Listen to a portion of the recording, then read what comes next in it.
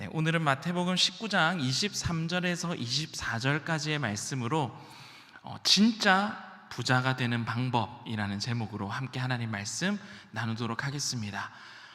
오늘 말씀 제목이 주보에 이렇게 올라가고 나서 우리 부목사님 중에 한 분이 저한테 물어봤습니다. 진짜 부자 되는 방법 알려주냐고 이렇게 물어보았습니다. 그리고 아주 기대가 된다 이렇게 또 얘기를 하셨습니다. 그리고 또 어떤 분이 저에게 와서 이렇게 질문을 하였습니다. 오늘 주식하는 방법 알려주는 건가요? 이렇게 질문을 했습니다. 여러분 오늘 아주 잘 오셨습니다. 오늘 여러분 진짜 부자가 되는 방법을 알려드리도록 하겠습니다. 오늘 말씀이 끝나고 집으로 돌아가실 때 내가 진짜 부자가 되었구나라는 그런 느낌을 받으실 수 있을 것입니다. 오늘 말씀 시작하기 전에 한번 질문하도록 하겠습니다. 여러분 부자 되고 싶으신가요? 아멘이 이렇게 아멘이라는 대답이 나오기가 쉽지 않은데 네, 아마 대답하신 분들도 있고 대답하지 않으신 분들도 있으실 텐데 우리 모두는 부자가 되고 싶은 마음을 가지고 있을 것입니다. 왜 그러냐면 오늘날 우리 대한민국 사회를 살아가는 많은 사람들이 부자가 되는 것을 목표로 살아가고 있기 때문입니다. 제가 말씀을 준비하면서 청소년과 청년들을 대상으로 직업을 선택하는 기준을 조사한 통계 자료가 있어서 찾아보았는데요. 불과 10년 전까지만 하더라도 오늘날 살아가는 젊은이들이 내 직업을 정할 때, 진로를 정할 때 중요한 기준 중에 하나가 뭐냐면 적성과 흥미였습니다. 내가 잘하는 일, 그리고 또 내가 좋아하는 일을 따라서 내 직업과 진로를 결정했다라는 것입니다. 그런데 여러분 이제 최근 들어서는 1위가 바뀌었습니다. 이제는 더 이상 이 대한민국 사회를 살아가는 젊은이들이 내가 좋아하는 일, 잘하는 일, 하나님께서 나에게 주신 그 달란트로 내 직업을 정하는 것이 아니라 무엇을 따라 정할까요? 바로 지금 1위가 여러분 무엇이냐면요, 돈입니다. 얼마나 많은 돈을 주는지, 돈에 따라서 내 미래를 결정하고 있다라는 것입니다. 내가 무슨 일을 하며 살아갈까? 내 진로와 직업을 선택할 때 돈을 따라 결정하고 돈이 모든 것의 기준이 되어버린 그러한 시대를 우리가 살아가고 있는 것입니다. 직업을 통해서 내가 무엇을 이루고 내가 어떻게 자아실현을 할까가 이제는 더 이상 중요하지 않은 시대가 되어버렸다는 것입니다. 과연 직업 선택의 기준만 그럴까요? 미국의 한 조사기관에서 삶에서 가장 가치 있는 것이 무엇인가라는 질문으로 여러 나라들을 조사했다고 합니다. 삶에서 가장 가치 있는 것이 무엇일까? 여러 나라들을 조사했는데 오직 대한민국만 1순위로 꼽은 것이 있는데 바로 그것이 뭐냐면 물질적 행복이었습니다. 다른 모든 국가에서는 1위를 물질적 행복으로 꼽지를 않았는데 대한민국만, 오늘날 대한민국을 살아가는 모든 사람들이 물질적 행복이 우리의 삶의 가장 큰 행복이고 우리가 추구해야 할 가치라고 생각하면서 살아가고 있다라는 것입니다. 그리스도인이든 그리스도인이 아니든 대한민국 사회를 살아가는 모든 사람들이 돈이 최고의 가치가 되어버린 사회, 돈만을 쫓아가는 돈이 목표가 되어버린 그러한 사회를 우리가 살아가고 있다라는 것입니다. 여러분 서점에 가보시기 바랍니다. 베스트셀러 책에 보면 부자가 되는 방법, 돈 버는 방법에 대한 책이 불티난 듯이 팔려가고 있습니다. 여러분 유튜브를 보면요, 부자가 되는 방법을 알려주는 컨텐츠들이 수도 없이 쏟아지고 있는데요, 이런 제목이 있었습니다. 이걸 아는 사람 3년 안에 부자가 됩니다. 이 클릭을 하지 않으면 않을 수 없는 그런 자극적인 제목들로 부자가 되는 방법을 소개하는 유튜브들도 너무나 많이 있습니다. 카페에 가서 다른 사람들이 하는 이야기를 유심히 들어보시기 바랍니다. 너무나 쉽게 내 주변에서, 내 옆에서, 카페에서 사람들이 나누는 대화의 대부분의 주제가 돈이라는 것을 우리는 알 수가 있습니다. 정리해보자면 오늘날 돈이 대한민국 사회를 살아가는 사람들에게 있어서 너무나 중요한 가치가 되어져 버렸고 목표가 되어져 버렸다라는 것입니다.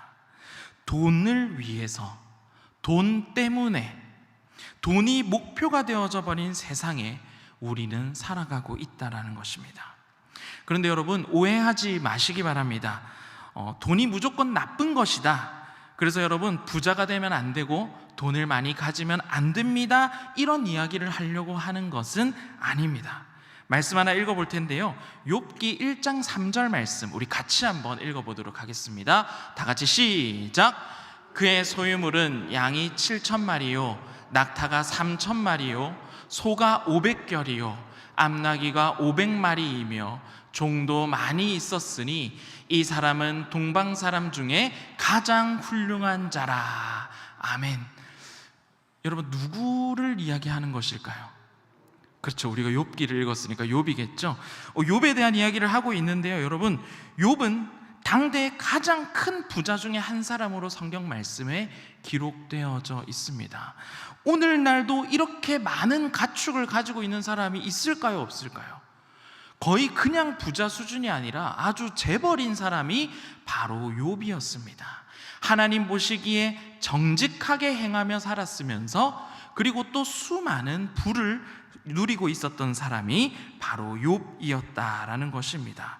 아브라함도 여러분 부자였고요, 그리고 우리가 잘 알고 있는 왕 중에 솔로몬 왕도 하나님께서 크신 부로 축복을 해 주셨습니다. 그리고 나사로도 부자였습니다.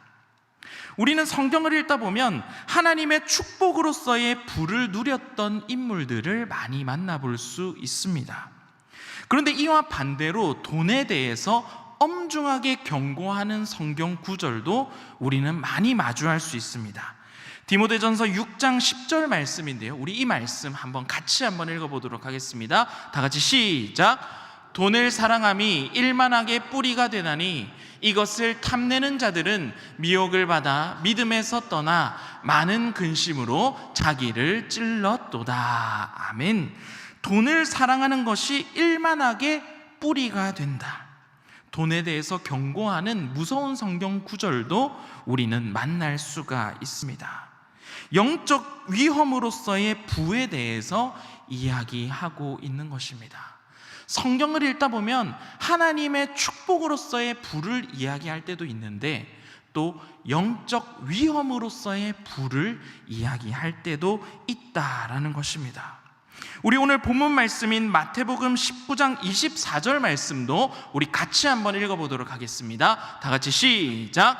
다시 너희에게 말하노니 낙타가 바늘귀로 들어가는 것이 부자가 하나님 나라에 들어가는 것보다 쉬우니라 하시니. 아멘. 예수님께서 하신 말씀인데요, 여러분, 부자가 하나님 나라에 들어가는 게 쉬울까요, 어려울까요? 어렵다라고 이야기하고 있는 것입니다. 얼마나 어렵냐면 낙타가 바늘귀에 들어가는 것보다 어렵다라고 하고 있습니다. 여러분, 낙타가 바늘귀가 여러분 뭔지 아시죠? 바늘 뒤에 있는 실을 넣는 그 구멍인데요, 여러분, 낙타가 그 바늘귀 구멍으로 들어갈 수 있을까요, 없을까요? 없습니다. 오늘 이 말씀을 해석하는데 여러 가지 해석이 있습니다. 첫 번째로 오늘 말씀을 해석할 수 있는 것은 정말 제가 방금 말씀드렸던 대로 문자 그대로 진짜 그 동물 낙타가 바늘귀로 들어가는 것입니다. 여러분, 가능할까요, 불가능할까요? 불가능합니다. 어떤 작은 낙타도 바늘귀에 들어갈 만한 작은 낙타는 없기 때문입니다. 오늘 본문을 해석할 수 있는 두 번째 해석은 낙타가 그 낙타가 아니라 밧줄이라고 해석하는 것입니다. 당시 언어에서 낙타와 밧줄이라는 단어는 발음이 거의 똑같았다고 합니다. 그래서 사람들의 입에서 입으로 구전되는 과정 중에 밧줄이 낙타로 바뀌었을 가능성이 있다는 해석입니다. 여러분, 밧줄은 실과 실을 꼬아서 굵게 만든 줄이 밧줄입니다. 아주 굵게 만드는 것이 여러분 밧줄인데요, 그 실과 실이 모이고 꼬여서 만든 그 밧줄이 바늘귀로 들어갈 수 있을까요, 없을까요? 정말 없나요? 어렵죠. 정말 없습니다. 세 번째 해석은 이제는 바늘귀를 조금 다르게 해석하는 방법입니다. 예수님 당시의 사람들은 성곽을 만들고 그 성곽 안에서 보호를 받으며 살아갔습니다. 성곽으로 출입하기 위해서 여러 문들을 만들어 놓았는데 해가 지고 나면 그 문을 닫아 두었다고 합니다. 그런데 혹시 사정이 생겨서 늦게 성곽 안에 들어와야 되는 사람들이 통행할 수 있는 작은 문을 만들어 놓았는데 그 작은 쪽문을 바늘귀 문이라고 불렀다고 합니다. 그래서 그 바늘귀 문은 아주 작은 문이기 때문에 사람이 웅크려야 겨우 들어갈 수 있을 정도로 작은 문을 만들어 놓았다고 합니다. 그리고 이 문을 바늘귀 문이라고 불렀다고 합니다. 그러면 낙타가, 이 사람도 모든 자기 가진 것을 놓고 자신의 몸을 웅크려서 들어가야 되는 그 바늘귀 문을 낙타가 여러분 들어갈 수 있을까요? 없을까요? 들어갈 수가 없다라는 것입니다. 오늘 본문 말씀을 해석하는 여러 가지 해석이 존재하지만 사실 그 어떤 방법으로도 부자가 하나님 나라에 들어가는 것이 어렵다라고 오늘 말씀을 통해서 우리가 알 수가 있는 것입니다. 오늘 말씀 제목이 진짜 부자가 되는 방법인데 왜 이렇게 부자가 되는 방법은 알려주지 않고 점점 더 어려운 길로만 가고 있을까요? 그러면 과연 그리스도인들은 여러분 돈에 대해서 우리가 어떤 관점을 가지고 살아가야 하는 것일까요? 첫 번째로는 돈이 우리 인생의 목표가 되어서는 안 된다라는 것입니다. 우리가 추구해야 할 가치 중에 돈이 최고의 가치, 목표가 되어서는 안 된다라는 것입니다. 미국의 어느 한 기관에서 조사했을 때 물질적 행복이 최고의 가치라고 생각하는 그 대한민국 사회 안에서 우리는 물질적 가치를 쫓아서 살아가서는 안 된다라는 것입니다. 모든 선택의 기준이 돈이 되어버렸고 돈을 바라보며 살아간다 할지라도 우리는 그렇게 살아가서는 안 되는데 바로 그 이유는 우리 하나님께서 우리 인간을 창조하실 때 돈을 많이 버는 존재, 돈 버는 기계로 우리를 창조하지 않으셨기 때문입니다. 우리 하나님께서는 우리를 돈을 쫓아 살아가는 존재로 우리를 지으시지 않았습니다. 하나님을 사랑하고 이웃을 사랑하며 우리가 주님 안에서 자유하며 행복하며 하나님 나라의 수많은 아름다운 가치들을 누리며 살아가기를 원하시는데 우리가 돈을 바라보며 살아가면 하나님 나라의 소중한 가치들을 잃어버리며 우리는 돈을 쫓아서만 살아갈 수밖에 없게 되는 것입니다. 돈의 노예가 되어서 살아갈 수밖에 없게 되어버리는 것입니다.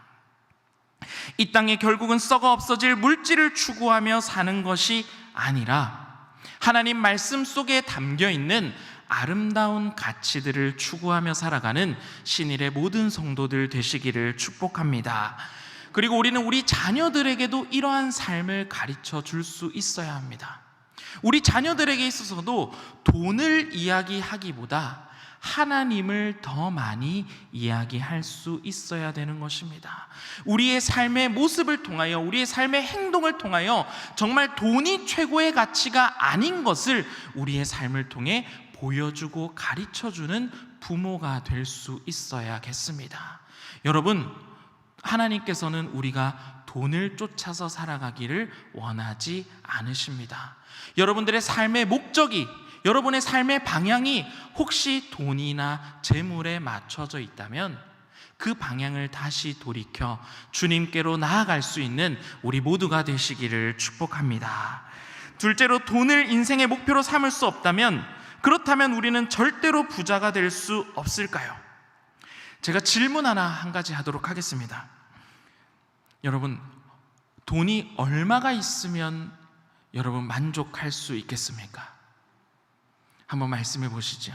어느 정도의 돈이 있으면 여러분, 이제는 더 이상 필요 없다, 나는 만족할 수 있겠다, 여러분 생각하십니까? 아마 내가 생각한 그 돈을 가져도 여러분 100% 만족하면서 살아갈 수 있을까요? 그렇지 않습니다. 가지면 가질수록 더욱더 부족함을 느끼고 더욱더 결핍을 느낄 수밖에 없다라는 것입니다. 아무리 많은 돈을 가지고 있다 할지라도 만족하지 못하고 부족함을 계속해서 느낀다면 여러분 과연 부자라고 할 수 있겠습니까? 말씀 한 구절 읽어볼 텐데요, 우리에게 너무나 잘 알려져 있는 시편 23편 1절 말씀을 우리 같이 한번 읽어보도록 하겠습니다. 우리 다 같이 한번 읽어보도록 하겠습니다. 시작. 여호와는 나의 목자시니 내게 부족함이 없으리로다. 아멘. 여호와는 나의 목자시니 내게 부족함이 없으리로다. 여러분, 누구의 고백이죠? 다윗의 고백입니다. 내게 부족함이 없으리로다. 이 성경에 쓰인 히브리어 원어 말씀을 보면요, 이 부족함이 없다라는 이 없다가 아주 강한 부정입니다. 그냥 덜 부족하다라는 것이 아니라 정말 1도 부족함이 없이 완벽하다라는 것을 이야기하고 있는 것입니다. 왜 하나의 부족함을 느끼지 않을 수 있을까요? 여호와께서 나의 목자가 되시기 때문입니다. 다윗은 내가 많은 것을 가져서 부족함이 없다라고 이야기하는 것이 아니라 여호와 하나님께서 나의 목자가 되어 주시니 내가 전혀 부족함이 없다, 1도 부족함이 없다, 이런 멋진 고백을 하나님께 올려드리고 있는 것입니다. 삶의 위기나 고통이 없어서 이런 고백을 하는 것이 아닙니다.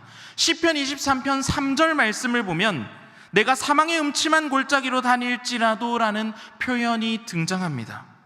여전히 다윗의 삶에 부정적인 상황과 고통을 배제할 수 없습니다. 그런데 내가 어떤 상황과 환경에 처하든 다윗은 하나님께서 나를 버려두지 않으시고 보호하여 주고 도와주고 계신다라는 믿음이 있기 때문에 부족함이 전혀 없다라고 고백하고 있는 것입니다.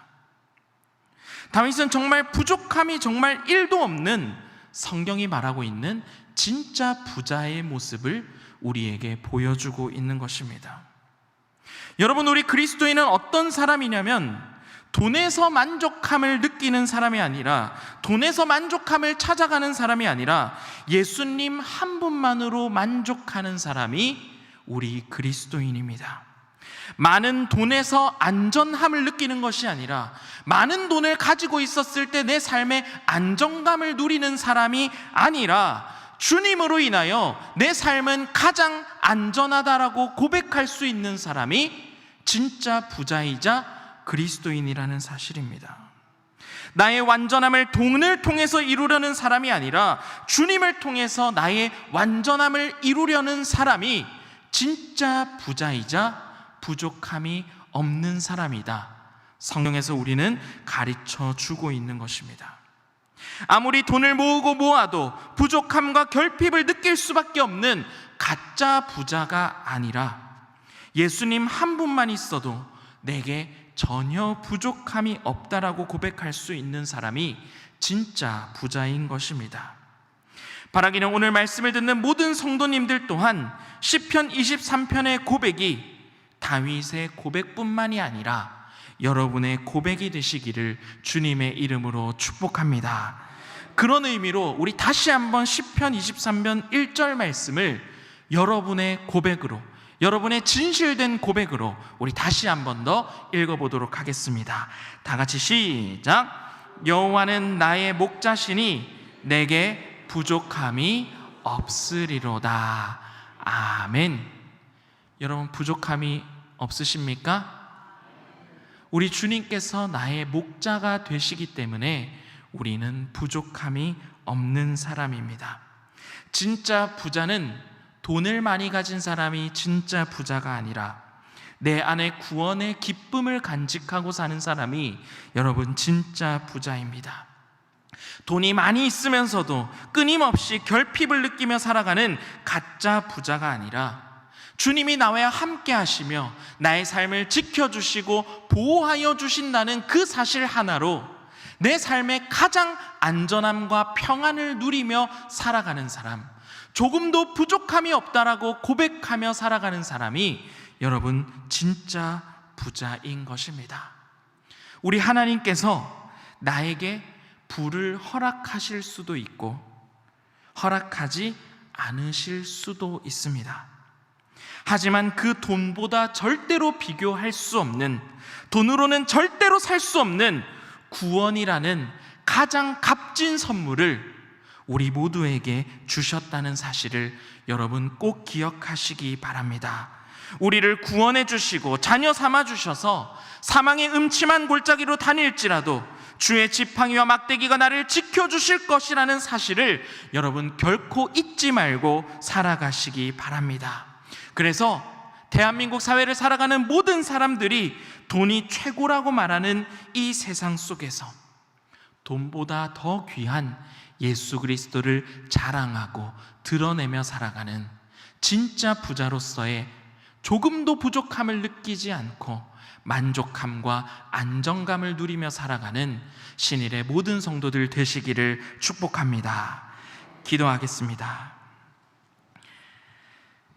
사랑이 많으신 하나님, 물질 만능주의 시대를 살아가며 돈이면 무엇이든지 다 할 수 있다는 이 세상 속에서 돈이 인생의 목표가 되어버린, 모든 선택의 기준이 되어버린 이 세상 속에서 이 시대를 역행하며 하나님의 뜻대로 살아가는 우리 모두가 되게 하여 주시옵소서. 내 삶에 만족함이 없는 인생이 아니라 주님 한 분만으로 만족하며 충분하며 차고 넘치는 풍성한 진짜 부자의 인생을 살아가는 우리 모든 성도들 되게 인도하여 주시옵소서. 여호와는 나의 목자시니 내게 부족함이 없습니다. 조금도 부족함이 없고 너무나 만족합니다. 날마다 이 고백을 우리의 삶 속에 외치고 고백하며 살아가는 우리 모두가 되게 인도하여 주시옵소서. 감사합니다. 이 모든 말씀 우리 주 예수 그리스도 이름으로 기도합니다. 아멘.